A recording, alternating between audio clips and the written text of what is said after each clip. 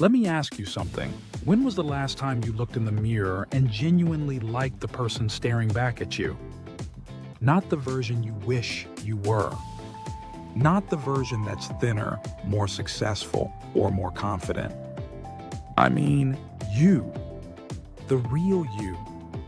Because somewhere along the way, between responsibilities, heartbreaks, disappointments, and comparisons, many of us forgot how to love ourselves. We give love freely to everyone else, our family, our work, even our phones, but we leave so little for the person who needs it most, ourselves. In this video, we're going to talk about something that might just change your life: how to love yourself again. This isn't about arrogance or ego. It's about healing, acceptance, and coming home to yourself.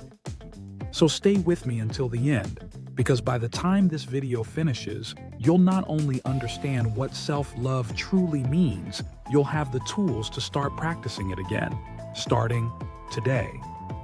Why we stop loving ourselves. Let's start with the truth. You were born loving yourself. Watch any child. They laugh without reason. They're curious, unapologetic, and they believe they're worthy of love just for being. So what happened?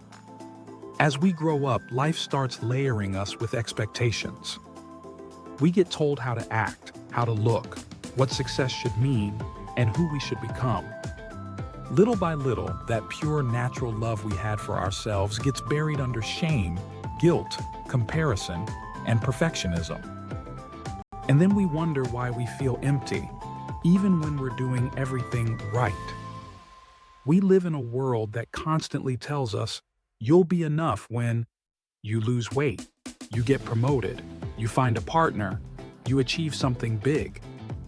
But here's the thing, you don't have to earn your worth. You already are worthy. Self-love is not something you buy or chase. It's something you remember.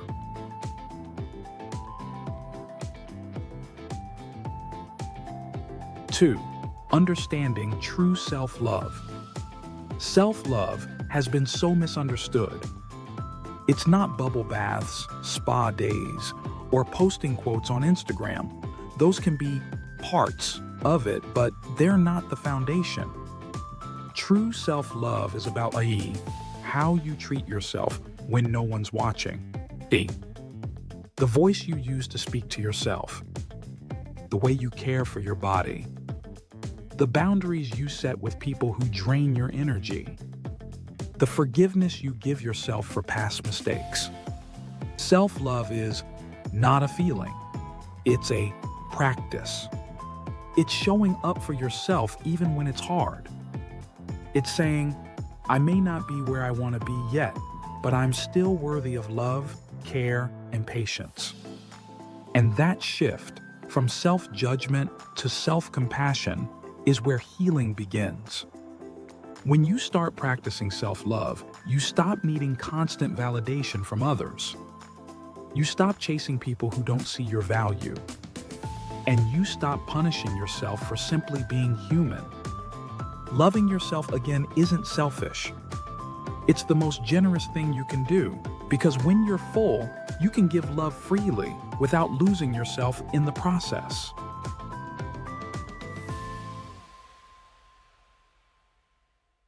How to rebuild self-love.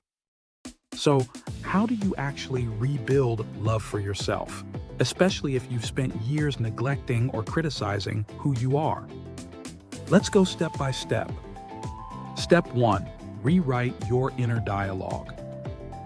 Your mind believes whatever you tell it. If you constantly repeat, "I'm not enough," your brain will find evidence to support that belief. But when you start replacing that with, "I'm learning, I'm growing, I'm doing my best," your brain begins to rewire for compassion instead of criticism. Try this exercise tonight. Look in the mirror and say, out loud, "I am learning to love you again."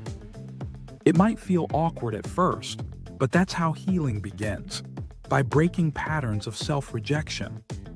Step 2. Forgive your past.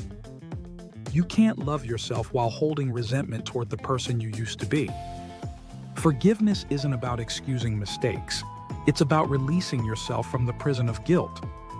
Say to yourself, I did what I knew how to do at that time. Now I know better, and I'll do better. That's growth. And growth deserves grace. Step 3. Set boundaries without guilt. Self-love also means protecting your peace. You can't keep saying yes to everyone and expect to stay whole. Start small. Say no to things that drain you, and yes to what aligns with your energy.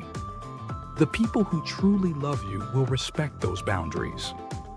The ones who don't were benefiting from your lack of them. Step 4. Take care of your body. Your body is not your enemy. It's your home. Feed it, move it, rest it, and thank it. When you nourish your body with care through food, sleep, and mindfulness, your mind begins to mirror that same compassion. Remember, you don't need a perfect body to love it. You just need a grateful heart that appreciates all the ways your body shows up for you every day. Step 5. Surround yourself with love. Energy is contagious. When you're around people who criticize, compare, or constantly take, you start internalizing that. But when you spend time with those who uplift, respect, and encourage you, your self-worth grows. So choose your circle wisely. You're not obligated to stay where love is conditional. Reconnecting with yourself. To love yourself again, you have to reconnect with who you really are, beyond roles, titles, and expectations. Ask yourself, what makes me feel alive? What values truly matter to me?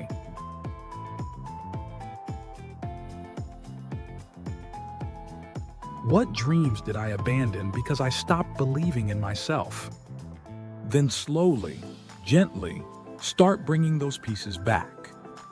Journal. Meditate. Spend time in silence. Listen to your inner voice. It's quieter than your fears, but wiser than your doubts. You don't need to fix yourself. You need to meet yourself. You're not broken. You're healing. You're evolving. And every version of you deserves love.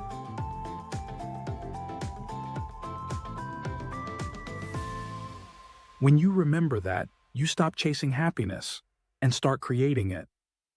Signs you're starting to love yourself again. You'll know you're starting to love yourself again when you stop apologizing for existing. You celebrate progress instead of perfection. You stop begging for closure and start giving it to yourself. You rest without guilt. You stop shrinking to make others comfortable. You start saying no and meaning it. You find peace in your own company. That's not arrogance, that's healing. And it looks beautiful on you. I want you to remember this.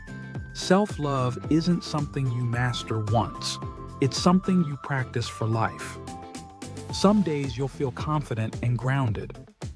Other days you'll struggle and fall back into old patterns. And that's okay. Because loving yourself again isn't about being perfect.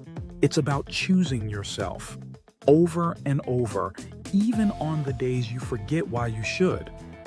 Every act of kindness you show yourself, every boundary you hold, every deep breath you take is a declaration that you matter. And you do. You are enough. You've always been enough. Now it's time to believe it again. If this video spoke to your heart, don't stop here.